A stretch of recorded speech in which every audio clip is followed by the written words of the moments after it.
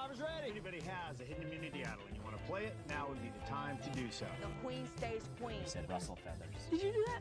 Yeah. I'm supposed to calamity. We have ripe bananas all the time. Dude, my prize isn't even $1 million. My prize was that I fell in love in this game. Love at first sight. Her name is Candace. You officially go down as the dumbest survivor ever. Welcome to Not Game, All Personal. Hey, we are a Survivor podcast here to talk about all things Survivor, more specifically the events of this week. I'm Nathan.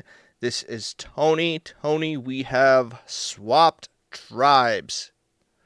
We did it. We have swapped tribes. Condensed I had tribes, fun. if you will. Going to 3 to 2, mixing it up. This is what we were hoping for. Yeah. Let's just start from the top. Did it deliver? Does this help the momentum of the season? Not so far. Because everyone just stuck together. But like you saw some interesting stuff, I think. I don't know. I feel like with the first you kind of have to go with the obvious choice.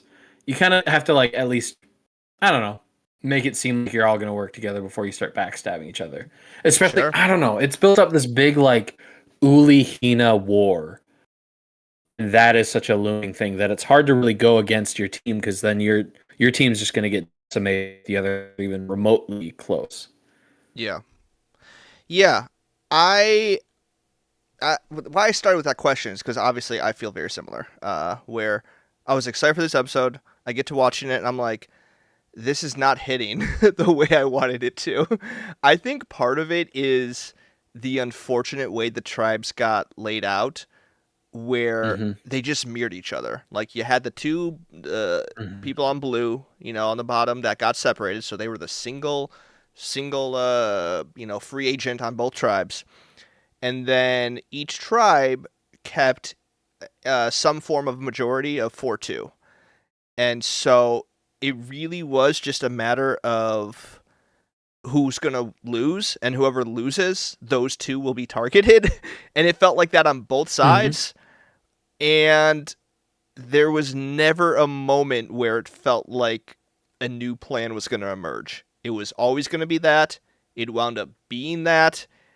And the drama between like, okay, but which of the two was not compelling enough for me to be invested. No, and I was kind of surprised they went the direction that they went because it made sense to go to vote out it was Jason, right? Jason, yeah. It made more sense to me to vote out him. I like no. It was one of those two. It was pretty clearly one of those two, especially because it was like, oh, it might be Nate, and then they told Nate, and it's like, all right, it's not Nate. All right, cool. It's just gonna be easy. Yeah, here's my theory, okay? Follow me on this one. I wonder if, because we have had so many seasons of this new era where there has not been a tribe swap. Now, there have been a couple now, not really like enough to, I don't know. To me, I still think it's a twist on the new era. Like, that's just still how I take it, of like, ooh, they're doing a tribe swap. Like, it's not consistent enough.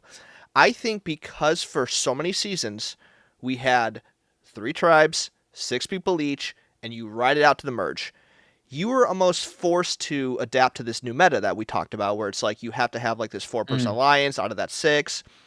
And I think now that they are swapping tribes after a couple episodes, a couple tribal councils, people are still referring to the first half of this new era, where we have to stay, if not 6 strong, 4 strong. We have to keep our original tribe, unharmed. So I don't know. That's kind of like what I noticed, because I think we pretty much saw a very similar thing like last season as well. Like the very first tribal council after the tribe swap, it was very clear like, oh, there's no cracks. Like this is just going to be these people versus these people. And I don't know, like I think Survivor kind of built himself into the hole here, and it's going to take a couple more seasons if they continue this to get people back into the mindset where we were pre-season 40 where it was like there's going to be a tribe swap coming, so I'm not going to latch myself to these people just yet. Yeah. They need a 2 tribe season. They need to just throw that in every once in a while because that Well, yes, that too. all of the numbers that you were expecting, all of the things that you were expecting, that just shifts everything. But yeah, it's so easy to like fit into this rut of this has been success, and like I don't blame the players. I think we said this Yeah. last week, and when we talked It's about it in it's the the past, smart like, thing to I do. don't blame them. A lot of times, the boring thing is the correct thing or smart thing to do. Very rarely is the bold move like, oh, this should be the move that I make. Like a lot of times, it's just you ride the wave, and it's a little bit more risky to do that maybe, just because like you're just kind of hoping that it works out in the end. But that's the smart thing to do. And trying to find wrinkle. I mean, this episode, each tribe had a 4, right? Each tribe had their like alliance of 4, and then the 2 people that are out on the outside. Both of those got mixed up, and so that adds an interesting wrinkle going into next episode. If this tribe loses again, do they turn on somebody within their tribe? I think Jawan is the one who's on the Yes. outside Correct. of those 3. So do they turn on Jawan? Do they get him out of there? He clearly couldn't tell that he was on the bottom, but he definitely was, and everybody else could tell that he was. I thought that was fun.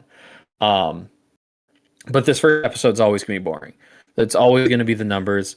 I mean, dream scenario is Sophie and Alex are on the same tribe, because then the other tribe has to, like, the 2 tribes are much more interesting. But since they were such even splits, it's just less interesting.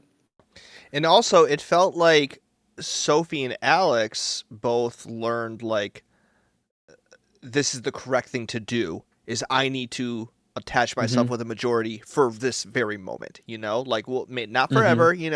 But because there was like never even a question of entertaining the idea. Like, could I turn this at all? But of course, like it's very hard because it would still be a 4-3. So it's like it's not enough to swing the vote.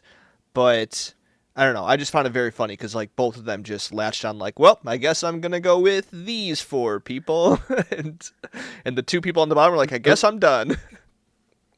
The writing's just on the wall. It's a Hina Uli war now, and they're like genuinely being a part. I think this is a season we've seen both. We talked about this last time. Where like seen somebody from the tribe that wins everything early on, and people from the bottom, but like there's not much easier of a way to the end than being one of those 2 or 3 people that's left in the decimated tribe, because you will not be seen as a threat for a while.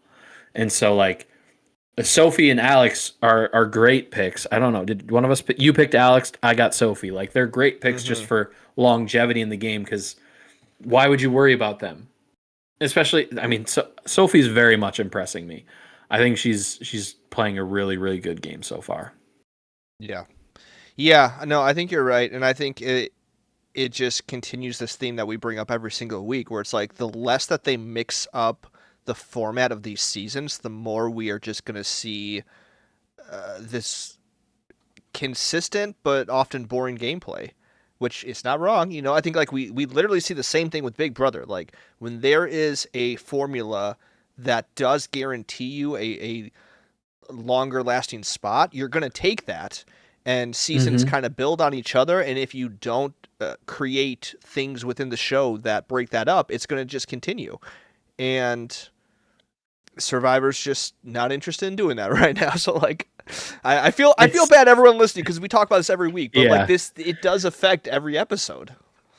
It is like a high risk, high reward thing though, to like throw those wrinkles in, because they could be really, really good, or they could like ruin the season. Like we've seen twists that have just like tainted the season overall, or just made it uninteresting. We've seen them that have changed the game in a really, really positive and fun way. So it's easy to not change much. I think Big Brother, like for that long time where it was the same every year. Every year there was like a new wrinkle at the beginning. There was Camp Barstool, not Barstool. That what am I talking about? Camp Big Brother or whatever. Like there was all these different things. Wrong. I don't know why I said it's that. because Jerry O'Connell. You're getting confused. Jerry O'Connell. He was on both. That's my bad.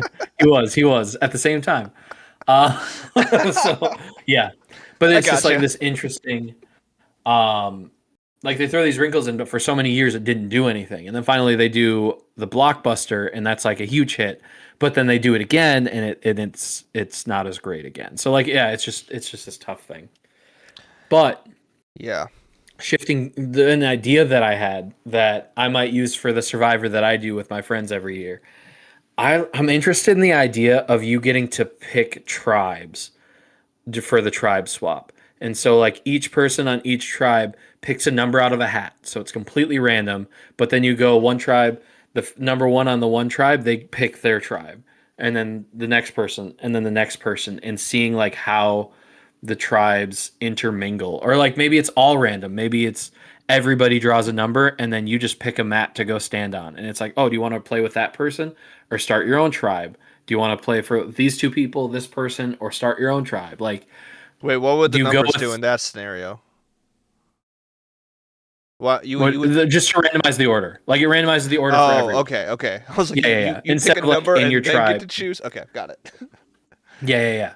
And so Yeah. like, because you reach a point like you would you want to like make completely the exact same tribe and just try to ride it out, but then you have to vote one of your people out, or do you like try to divide up? Does somebody like get forced into a situation that they don't want to be in? I don't know. I think it might be interesting. Have they ever done like a schoolyard pick for tribes? You would probably know better than me. I don't believe they have. I mean, they did to start the season once. That was when the two people didn't get to play. They were on the same beach, I think, on that one. So that would have been one world. Did they start out one world with a pick'em? Well, no, because that would have been men versus women. Oh, that was men versus. Yeah, it wasn't. It wasn't that one then. It was Yeah. earlier. Well, because I just think like, I mean, I've said this all the time on this and Big Brother, but like anytime you can involve more social dynamics within literally any aspect of the game, competitions especially, Mhm. but also like I'm like, yes, give me that, because I think that would involve so much strategy. It did happen a little bit on Big Brother, season 24, right when they had the split house.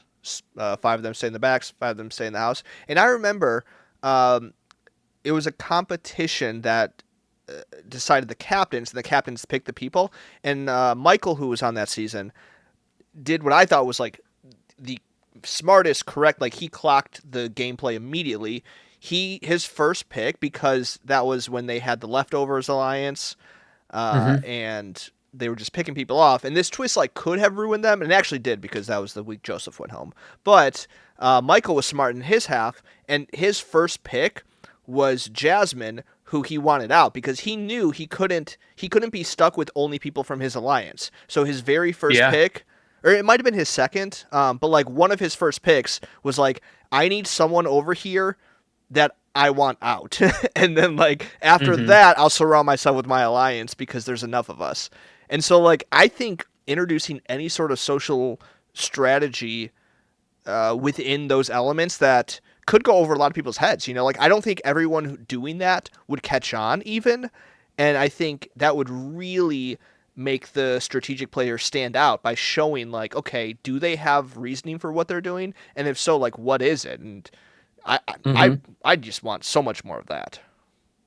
Yeah, absolutely. Like get to see them, and it like just reveals so much potentially too. If you like avoid being a tribe with certain some, it does have a lot of potential to be boring, and that's the case. But if it's 3-2, then you force them into like, okay, you're gonna have to be with people that you don't know, so you got to figure out which one is it gonna be. Is it just the person who picks last is screwed?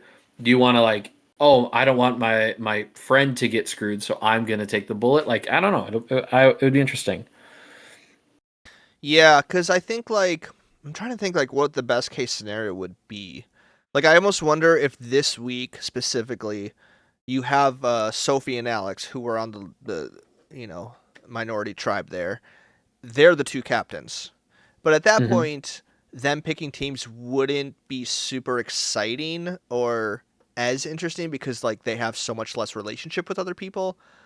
Hmm. But if you do get like someone from yellow and someone from the original blue, like as captains, they would just pick their own people. So I don't really, or it's not original blue, original red. So I don't really know like the best way to make it interesting at this point in the game. I feel like you'd have to wait a little bit longer until people are more like intermingled, and then kind of see where people, games actually lie.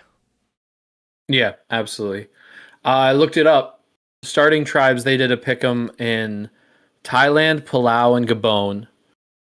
And then for Switch tribes, they did it in Amazon, Panama, Cook Islands, Fiji, Micronesia, and Gabon. So Gabon, they did it twice. They did this a lot. I mean, those are not like the seasons people know, especially Thailand and Palau. All three. Like Gabon, I think is better than people give it credit for, but it's good in the same way that this last season of Big Brother was, where they all weren't very good at the game, and that made it fun to watch. Except for the winner. You think? Did you watch that 3-hour deep dive yet? Oh, I thought you meant for winner of Gabon. No. I was like, I'm not standing up to that one. Really? I was like, that's the take I haven't heard you give, but all right, let's do it, dude. I have not seen that whole season. I will admit that's one of the blind spots. Hey, there's some fun stuff in there, I will say. Yeah. All right. Well, we should talk about this episode, huh? Nah, I think we call it right there. Now that we got the meta gameplay. I mean, there's not going to be a ton, unfortunately. I guess we should start with the one that went to Tribal, because that's going to be like the most interesting stuff. So like we said, it was a 4-2-1 split if you want to go by original tribes, and they did keep it pretty tight to the chest there. I don't know if Matt intentionally called out Jawan as being like the outsider on his tribe, but like that was kind of impressive, and there was like potential for a move there. But I think unfortunately Jawan doesn't realize his own positioning and kind of just didn't even like. He's like, oh, this is my chance to prove myself to my tribe. And then I love Savannah's confessional. He's like, yeah, no, he's on the bottom. Like, but thanks for the information. He's kind of right, but we're not going to, like, whatever. We'll take it. It was good. It was good. I liked it. Yeah, I mean, like, is there anything else that Matt and Jason could have even done here? Because, like, if there was going to be a move, I do think it would have been with Jawan. It would have potentially been with Sophie. And, like, both of them just, like, never even considered it. I don't know that Nate was the target that you should go for. He was an interesting one to be like, yeah, let's get rid of Nate. Like, oh, he's the leader. I'll get rid of him. It's like, I don't think they're going to want to get rid of who you think is their leader right away. I don't know who would have been a better option, because I think those other three have like bonded pretty well. And so it'd be hard to get any of them to turn on each other.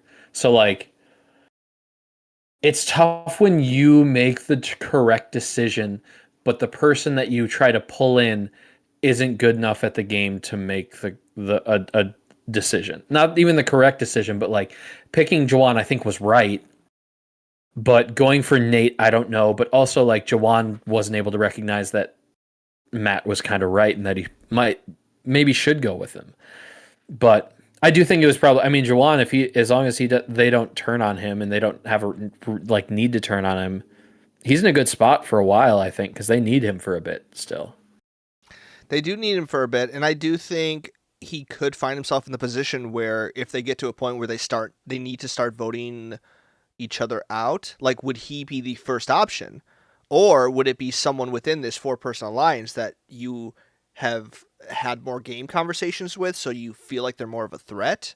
Because I'm like, if you look at all of them, the only one that like is less threatening is like maybe like Sage or Shannon, but I don't even, you know what I mean? It's hard to know like how they feel about their games, but like I would not be worried about Jawan.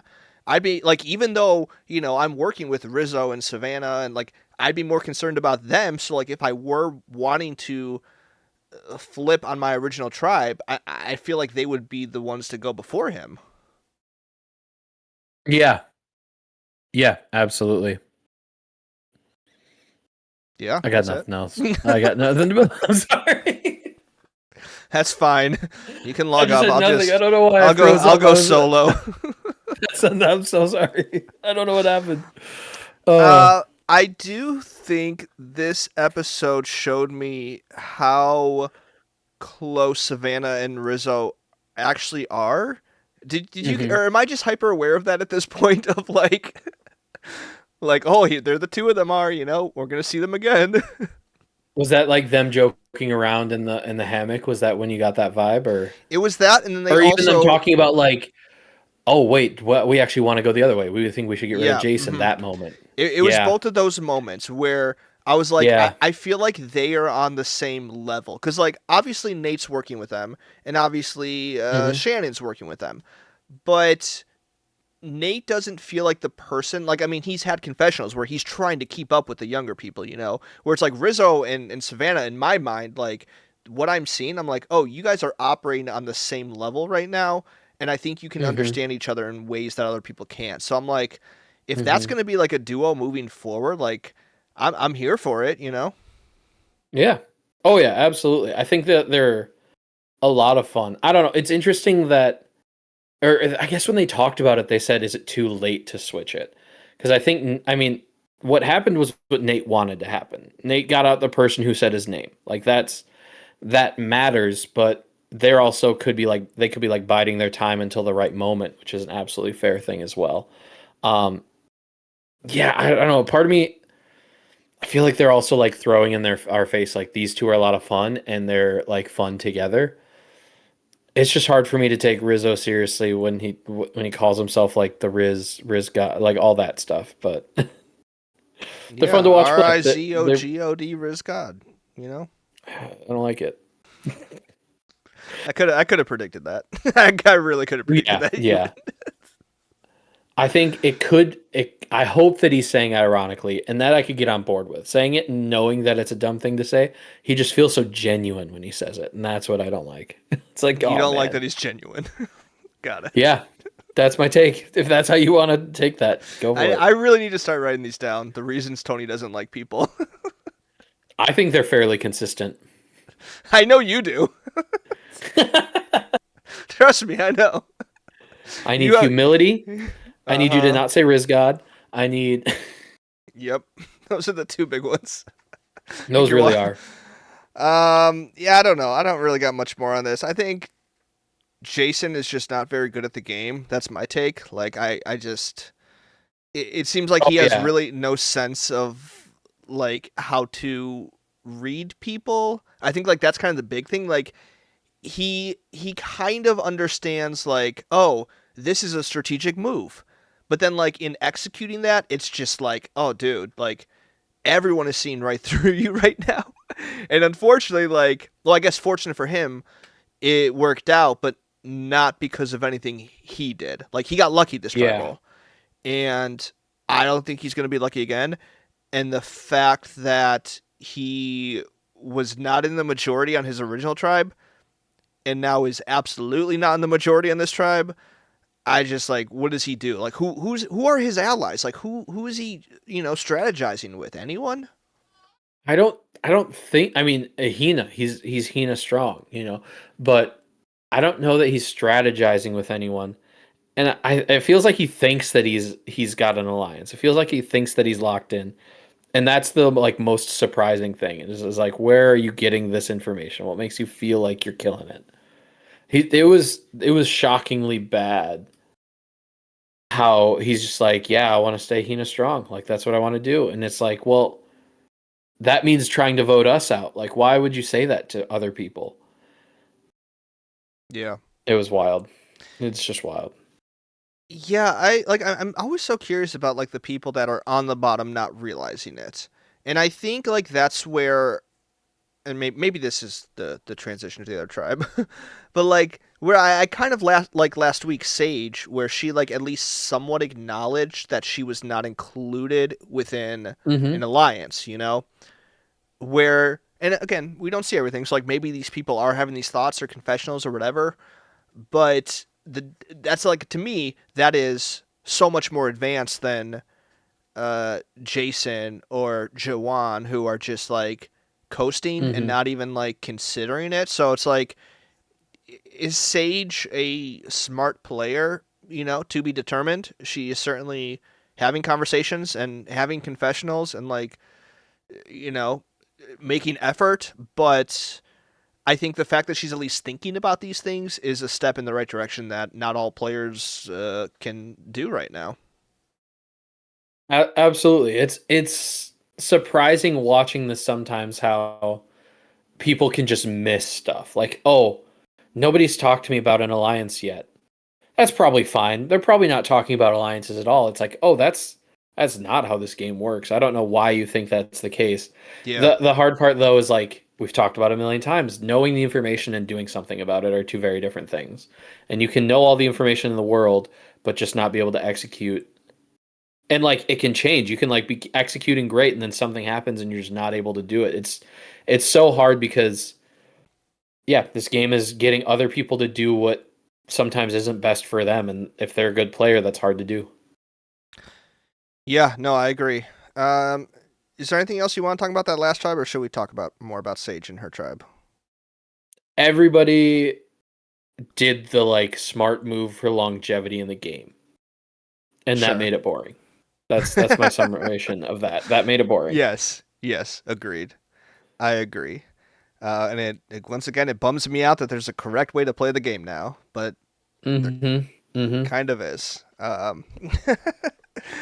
Yeah, I I think wonder if we like talked about past seasons as much as we talk about these seasons, if we would see a similar like vein of like, oh, there's a correct way to play the game. Because I think we would, especially early seasons before a strategy really developed, because that's when you just locked in with an alliance, and that was boring, but it was groundbreaking at the time. yeah, that's an interesting thought. I think part of it though is that it has kind of snowballed into so many layers of strategy that we have seen. And so like there have been multiple eras of like meta gameplay that have been overdone, course corrected. So I don't know, like I think at the time I wonder if it would still be novel enough that it doesn't get as stale. Where now we have seen like multiple formats and twists and gameplays like overused. I don't know if that Mm-hmm. makes sense, but I think like Yeah. it's almost unfortunate for how many seasons we have to compare it to. Where if like okay, so like let's say if we only had the new era, I think it might be more exciting. Mm-hmm. Yeah. But we've seen what like the variation does. But like, man, there were some stinker seasons back in the day too. Like it A wasn't all lot. hits, Yeah. and so it's hard. Yeah, it's tough to really say. Like there could be a world where we're just nitpicking as we do this. Um, One thing that occurred to me, and I'm gonna hit it now. Um, they keep doing this like, oh, let's see what happens if we don't give this tribe flint and make them like suffer a little bit. There's literally a season where that was the case, where they had the haves and the have-nots, and it did not go well for the have-nots. So I don't know why this experiment continues to happen and we continue to see the same results. That just occurred to me for like the Yeah. first time today, and I was like, oh, this is dumb. Like that was one of the worst tribes we've ever seen.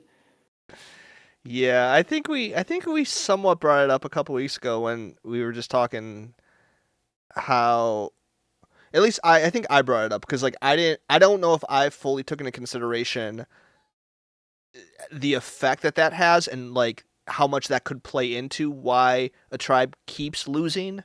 You know, like if you Mm-hmm. don't have fire, if you don't have food, no duh. Like it's not just that you're voting out strength. It's not just that like you're losing members. It's also like I don't know. Like it's a great metaphor for probably our system in this country that also like once you're stuck in this certain class you can't get out. Like but I don't need to see that like played out on Survivor. Like I don't know. Yeah, Like I don't want to see the losers keep losing.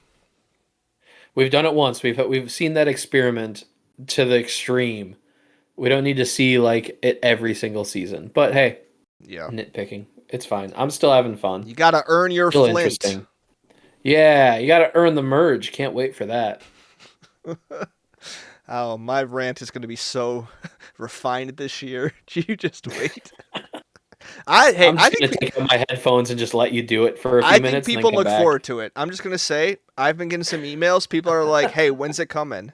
You know, like this I is need you to show me one email, just one. this is a biannual tradition. Is that what it biannual? Right? Yeah. Yeah, people love it. What can I say? All right, let's talk about this blue tribe. I I don't. think the the only thing that's like somewhat interesting is the minority, which is Sage and Shannon, and like what's going to happen with them, right? Like, is there anything else that's like exciting here? I was gonna say I don't know that I have anything Yeah, for this tribe. it's I tough. don't know that I'm interested at all with what is happening here. It's once again I like the dynamic that the majority is not the original 4 alliance members. So the 3 that were in it are MC, Steven, and Christina. Christina, correct. Who we're getting a little bit more on her. That's nice. After having Little backstory. 2 back-to-back episodes of zero confessionals. Not much gameplay, but a little backstory. A little backstory. And then Sophie joins them. So lucky for Sophie, I suppose, because although she was not in that original alliance, back on her own tribe, now she is, and she's complaining to Jeff about fruit. So that's fun. That was a wild choice. Also, Tim getting voted out is best case scenario for her because they need a new 4th, and there's somebody right there. So like, wait, what'd you that's say? a pretty good spot for her to be, right? Tim, is that his name? Matt, the guy who's just. Why did I say Tim? Is there a Tim on the season? There was a Tim like on 46 or 47. That's on me. I'm gonna go with Matt. Final answer. So Matt got voted out. That was their 4th. But that Tim was also black. So there's no way you're confusing them. No, I just got the wrong name. Yeah, I got that was on me. That reminded me who Tim was. They're nothing alike. I don't know why I said Tim. It feels like a Tim to me. Matt. So Matt was their 4th. Yes, correct. And now he's gone. So now they have an easy replacement for their 4th. Yes, that's true. I don't. But here's the thing. I don't remember like what was their relationship with Sophie before this. I don't remember. Because Sophie was a non-factor before this. No offense. Everyone was because they never lost. Like, no, but like there were a few that we knew. Like we knew about the Sage, Shannon, Savannah drama. Like we learned about that. That just means nothing interesting happened on the Yellow Tribe other than MC and Steven finding the Beware advantage and being pals. yes, and they are on the same tribe, so good for them. And maybe they'll bring in Sophie. I don't know. I would say. Yeah, I mean, though she's not happy about rewards, so I don't like people who aren't grateful, and so I'm out on Sophie. Is that another one? Is that an actual one, or you just? No, I'm just goofing. That wouldn't surprise me. Like I wouldn't put it past you to be like. Full disclosure, it's on brand. It's. If you're trying to find a formula, too much. that's in the formula. Yeah. Yeah. I mean, like I said, the only somewhat interesting thing is the Sage and Shannon, which didn't really lead to anything. I think we just got more insight on the 2 of them. I guess, which. It's interesting because I think last week I was more under the impression where it's like Sage really trusts Shannon. Shannon trusts Savannah more, so she's going to out Sage. But this episode, it felt more like Sage trying to build up to maybe turning on Shannon at some point. So I don't know if that was just more defensive of like, we're in the minority, so like I can't be working with her anymore. Yeah. But yeah, I don't know. That's like kind of what it felt like was going to happen. Yeah, and it's worth mentioning my prediction didn't happen where I thought it was going to be Sage v Savannah on the swap tribe. But yeah, they just naturally have to think about like, all right, it's going to be one of us probably, and so I'm going to hope that it's me, and I might not like campaign against you, but I'm not going to lock in with you or anything. And so it's just kind of, I don't know, it makes that conflict of like Sage versus Savannah with Shannon. I'm killing it today. Shannon just kind of on the outside. It makes, if one of them goes right here, it almost makes that less interesting So it's like it feels like there's this build up for nothing. Yeah, I agree. Uh, but I also wouldn't put it past Survivor, because I think the past few seasons I've especially tried to like read into this build up, and it feels like season after season there's usually at least one thing that just kind of fizzles out. I Mm. think was it Mm-hmm. last season with Say? I think that might have been it. It was like her and Cedric, right? That was like, oh, what's gonna Yeah, happen? Like blah blah blah, and then she like just got voted out because she was she like, gets voted out. Yeah, yeah, and it was just like nothing. I'm trying to think. I feel like there was another example of that too last season. So I don't but know. then Like there's always the like big one that like really matters. Like they're the Gabler versus Ellie. Ellie, That was that big one, you know? sure.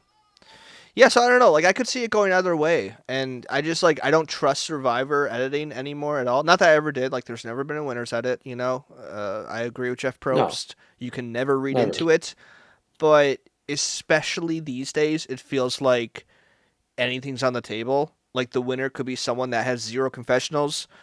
The conflict could be something that amounts to absolutely nothing, Mm-hmm. and I don't know. So like if they go to tribal next week and one of them goes home, I'd be like, okay, that makes sense. If this lasts, until they get back with Savannah and something else transpires with this whole situation, I would believe that as well. It just I don't know.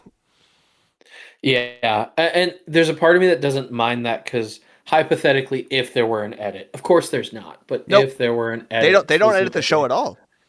then having a few red herrings, having a few conflicts that don't actually matter makes it more challenging to read said edit. And like Yeah, in retrospect, it's always easy. And like there's been a couple times that if there were an edit, we kind of saw something coming because of that, potentially if there were, but there's not, of course. And so like it's a fun game, but it's nice to have some red herrings and things that muddy the waters a little bit and don't because like we always know what tribe's going to tribal. You can usually tell pretty quickly who's going to win immunity, individual immunity when we get there. Like it's easy to read those things, but long term it's more challenging if there yeah, were an edit. yeah. I agree. I did. I don't know how to say this. I was fascinated by Sage's I don't know what it was, accusation, observation of Shannon and her religion, I guess. I don't know. Hmm. Expression of faith. I don't know how you want to word that. Yeah. uh, where she felt like she was really putting it on, trying to be hyper spiritual once she realized that other people on this new tribe were also uh, spiritual, I guess. I thought Yeah. that was fascinating. I don't know. I don't really know what to take from it, but I thought it was an interesting observation. And I'm like, this is a, and I felt like she could feel herself trying to be very careful the way she was like Yeah. presenting all of this. And I Yeah. thought it was like a good enough job not to like accuse her of like, oh, she's just being spiritual, like she's faking it or something like that. But it was more like she wasn't like this, and now she is, and I'm noticing it, and they're eating it up. So like, what do I do Oh with yeah. this? Yeah, it's hard to, especially with that, because naturally, if you like come to a new group of people and you're trying to win them over, and you realize that there's something that like you connect with them on, you're gonna talk about that more. So that's just absolutely natural. But when it comes to like religion and like faking religion and faking that is like very negatively viewed. And so yeah, it was interesting to watch her carefully. Like it's interesting. I'm not saying anything. I'm not accusing her of being like lying about this. That's Yeah. weird, isn't it? Uh And so huh. like I think she handled it super well. But yeah, that is something to like pay attention to and just see. And like the hard part is how do you talk to somebody who she has connected with? Like I think her and Christina kind of connected on that a little bit, if I remember correctly. And Yeah. like how do you go to Christina and say like she didn't talk about this at all on our island and now she's talking about it a lot because it could just be like no one was interested so she didn't bring it up like she wasn't going to force it down someone's throat, which is a fair response.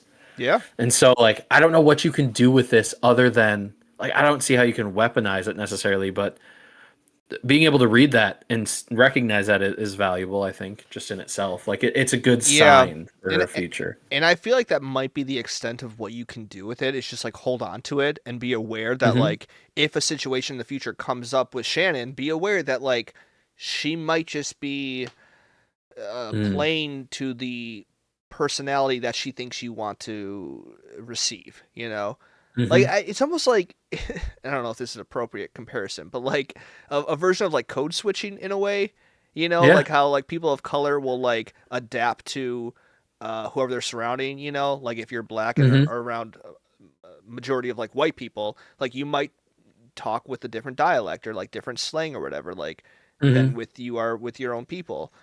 Like that's kind of how it felt in a way, which like I don't think Yeah. is a problem. It is just like a natural response, and kind of like you said, like when you are with people that understand the things you're saying or can connect with you on that level, of course that's going to bring out a different side of you. And Hmm. so I almost feel like that should be more of the focus of like less about the religion and more of like Sage identifying like, oh, Shannon's really good at just fitting in, you know? And I think that's the Hmm. key. Like that's what you need to be observing. And so when it does come down to like should I target her, take that into consideration because I think like Hmm. Sage's other observation was like I'm not like that, you know? Like Shannon's really like I don't know, perky and happy and like makes people Yeah. smile. Like I naturally don't, which is fair. Not everyone does. Like I can relate to that. Like and so it's another like level of awareness that Sage's position to me feels horrible, but like the Hmm. confessionals and what she's saying, I was like, you got the reads. So I am so curious to see like if you're going to be able to do anything with them. Absolutely.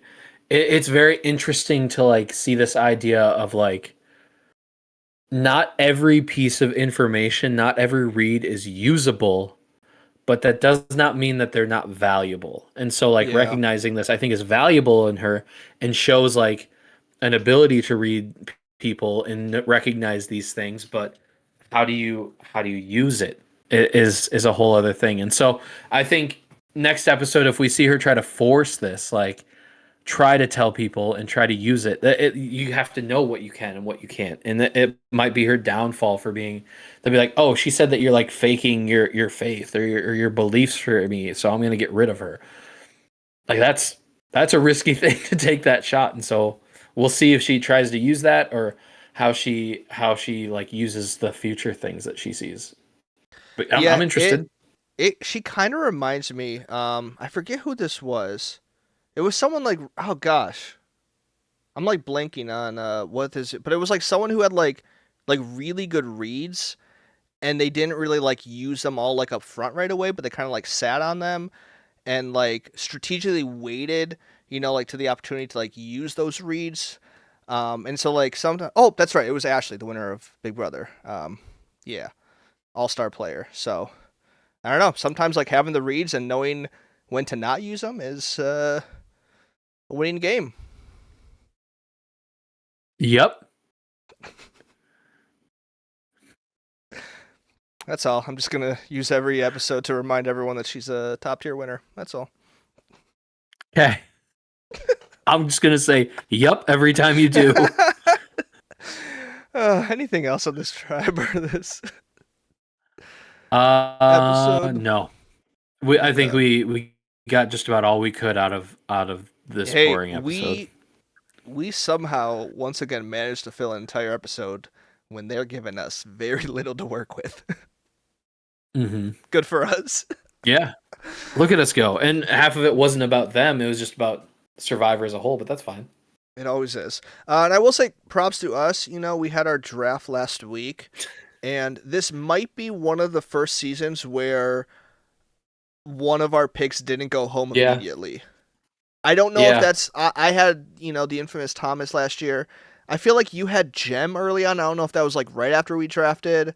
There was the one year I had like Sabaya. So like we've been bad at Hmm. this at least like early on, and so kudos to us. I was very happy to report that we correctly identified the two targets last night. Jason and Matt weren't even consideration for us to pick. So No, not still not considerations. And also, I realized neither of us picked Rizzo, which is kind of crazy. Actually? Yeah. Wait. I picked Savannah, right? Yeah, but neither of us, you picked her 1-1, and then just neither of us took Rizzo, who, like, for sure is going to last pretty long. For some reason, I thought you had him. Why? No. Well, I that have was your MC, job. Sophie, Nate, and Sage. All right, that's a mistake on us. I literally thought you had him because like I can remember my last pick was Shannon. I was like, "There's no one else left." I would have taken him last round. I don't know why it wasn't. I didn't clock that. Wow. That's wild. All right. Well, hopefully he goes home next then. Yeah. And they Or just really hopefully like the Riz God himself. Yeah, no, he's gonna go far. All right, let's end this thing. Let's get out of here. Yeah, for more episodes, you know where to find us. We're on Spotify, Apple Podcasts, anywhere listed podcasts. We are on Instagram, Twitter, TikTok, YouTube at NGAP Pod. That's at NGAP Pod. I'm Nathan. This is Tony, and we will see you next week. 17 seasons, 2 pals, 1 podcast.